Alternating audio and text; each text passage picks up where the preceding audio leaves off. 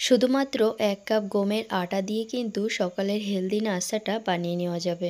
অনেক সময় রুটি পরোটা খেতে কিন্তু একদম ভালো লাগে না, তাহলে এইভাবে এই নাস্তাটা বানিয়ে একবার খেয়ে দেখতে পারো। আমি এখানে 1.5 কাপের মতো গমের আটা নিয়ে নিয়েছি, তোমরা চাইলে এখানে ময়দাটাও ব্যবহার করতে পারো। এখানে আমি স্বাদ মতো নুন দিয়ে দিলাম আর 2 কাপের মতো পানি দিয়ে দিলাম। যেহেতু আমি 1.5 কাপ আটা ইউজ করেছি এখানে, তাই এখানে 2 কাপ পানি আমি এখানে ব্যবহার করেছি। হতে পারে পরে আর একটু লাগতে পারে। এই ব্যাটারটা কিন্তু একদম পাতলা করা যাবে না, আবার অনেকটাও ঘন রাখা যাবে না। একটা মিডিয়াম ব্যাটার বানিয়ে নিতে হবে। আর খেয়াল রাখতে হবে এর ভেতরে যেন এই দলা দলা না পাকিয়ে থাকে। তো দেখতেই পেলে আমি কিন্তু আর একটু পানি এখানে ব্যবহার করেছি, মানে 1 কাপ পানি আরও নিয়েছি। এবার এর ভিতরে পানিটা আমি কিন্তু অল্প অল্প করেই এখানে ব্যবহার করব, একসঙ্গে দেব না। একসঙ্গে দিয়ে দিলে কি হবে, আমাদের বোঝা যাবে না যে এখানে কতটা পানি লাগবে। হতে পারে এই ব্যাটারটা অনেকটা পাতলা হয়ে যেতে পারে। এই ব্যাটারের থিকনেসটা কিন্তু ঠিক এই রকম হওয়া দরকার। আমি দেখিয়ে দিচ্ছি, একবার আমি তোমাদের চেক করে দিচ্ছি কিভাবে চেক করবে। চামচের পেছনে এইভাবে দাগ কাটবে, দেখবে দুটো ব্যাটার দুই সাইডেই আছে, অনেকক্ষণ পরে মিলছে। তার মানে এই ব্যাটারটা একদম পারফেক্ট, ঠিক এই রকম হতে হবে। এটা একদম সিম্পল রেসিপি, আমি কিন্তু এর ভেতরে কোনো মশলা ব্যবহার করিনি। এই ব্যাটারটা এখন সাইডে রেখে দিচ্ছি, এটা রেস্টে রাখার জরুরি নেই, বাস আমি এখানে স্টাফিংটা বানিয়ে নেব। এখানে আমি কিছুটা কুচানো গাজর নিয়ে নিলাম, এবার কুচানো কিছুটা শসা নিয়ে নিলাম, কিছুটা পরিমাণ পেঁয়াজ কুচি এখানে দিয়ে দিলাম। যদি পেঁয়াজ খেতে ভালো না বাসো অ্যাভয়েড করতে পারো।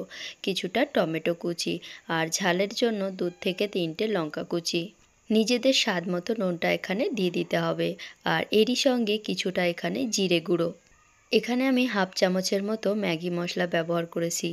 1 চামচের মতো কেচাপ দিয়ে দেব, আর 1 চামচ এখানে মেয়োনিজ দিয়ে দিলাম। কেচাপ কিংবা মেয়োনিজ এগুলো অ্যাভয়েড করতে পারো, কিন্তু দিলে কিন্তু অনেকটা টেস্টি হয়। এবার এগুলো খুব সুন্দর করে মেখে নিতে হবে। আমি এখানে সেই সব ভেজিটেবলগুলোই ইউজ করেছি যেগুলো কিন্তু একদম কাঁচা খাওয়া যায়।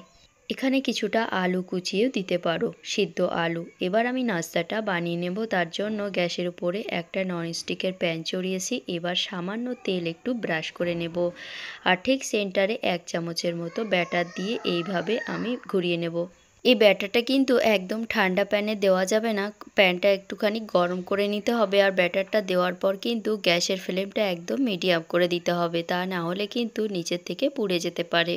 কিছুক্ষণ পর যখন ওপর থেকে ড্রাই হয়ে আসবে, এটা উল্টে দিয়ে কিছুটা মতো স্টাফিং আমি এখানে রেখে দেব। নিজেদের পছন্দ মতো স্টাফিং কিন্তু এখানে রাখা যাবে, চাইলে এখানে একটু গ্রিন চাটনিও দিয়ে দিতে পারো, কিংবা অনেক সময় বাচ্চারা কিন্তু চিজ খেতেও পছন্দ করে। এখানে একটু কিছুটা চিজ গ্রেট করে দিতে পারো, কিংবা একটা ডিম, সিদ্ধ ডিমও এখানে গ্রেট করে দিয়ে দেওয়া যায়। এবার এক সাইড থেকে উল্টে এইভাবে কিন্তু একটু চেপে দিলে কিন্তু এর সঙ্গে এটা সেট হয়ে যাবে, আর স্টাফিংটা কিন্তু বেরিয়ে আসবে না, কারণ এটা অনেকটাই নরম হয়। এবার উল্টে পাল্টে কিন্তু একটু ক্রিস্পি করে ভেজে নিলেই কিন্তু নাস্তাটা একদম রেডি হয়ে যাবে।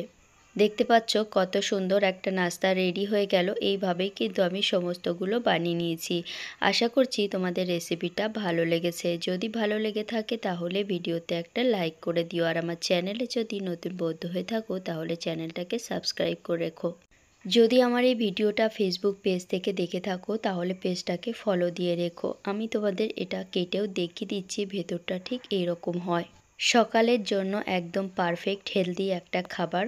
5 থেকে 10 মিনিটের মধ্যে কিন্তু এটা রেডি করে নেওয়া যায়, রুটি সবজির একদম প্রয়োজন হয় না। বেলাবেলির ঝামেলা ছাড়াই কিন্তু এটা খুবই সহজে বাড়িতে বানিয়ে নেওয়া যায়। তাহলে আজকের মতো আসি, আবার দেখা হবে একটা নতুন ভিডিওতে। Bye bye.